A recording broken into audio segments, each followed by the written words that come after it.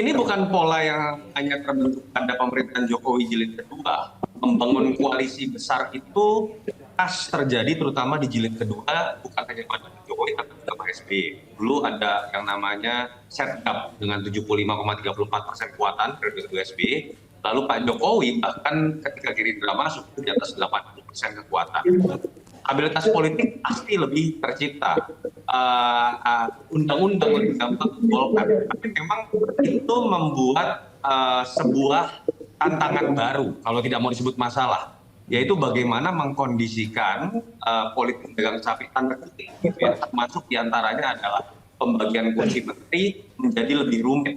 Dan itu yang akhirnya kita bahas, dan memang ini konsekuensi ketika kita menjadi lebih rumit seperti apa, Mas Toto, maksudnya? Dan yang kedua, kenapa? Lebih rumit seperti apa yang Anda maksud?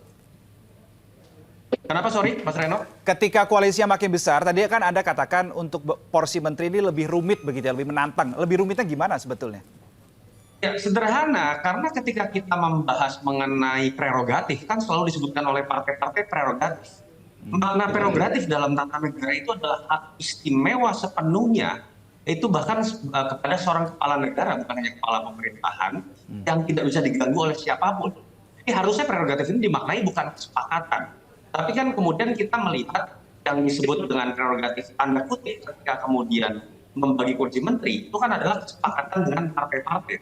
Ada deal di situ gitu. Jadi ini adalah problem yang akan dimiliki oleh semua presiden terpilih ketika presidensial threshold masih ada dan sistem kita masih multi partai. Artinya 2029 harusnya, Mas Reno, kita tidak lagi melihat perdebatan ini.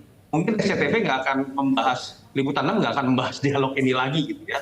Nah, balik lagi ke pertanyaan mendasar dari Mas Reno, saya selalu mengatakan ada 3C yang kemudian menjadi rumusan seorang presiden ketika kemudian menyusun kabinetnya. Yang pertama adalah variabel C, pertama adalah capability.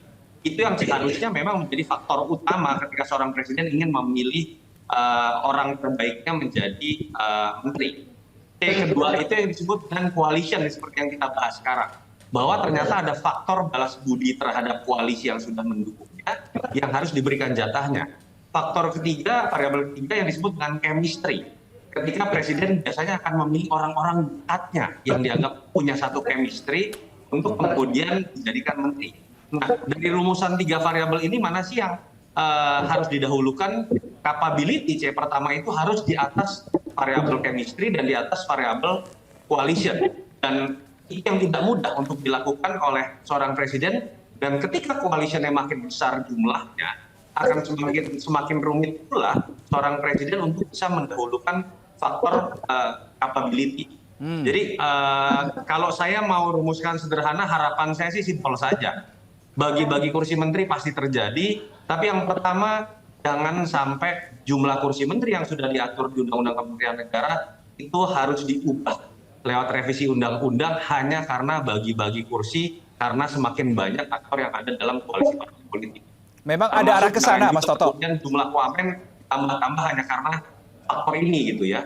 Lalu yang kedua, kita juga berharap ada beberapa jabatan kursi menteri yang saya harapkan karena krusial, strategis, itu jangan kemudian dibagi kepada parpol-parpol yang lebih dianggap punya potensi konflik of interest, BUMN, keuangan, dan beberapa bidang yang lain.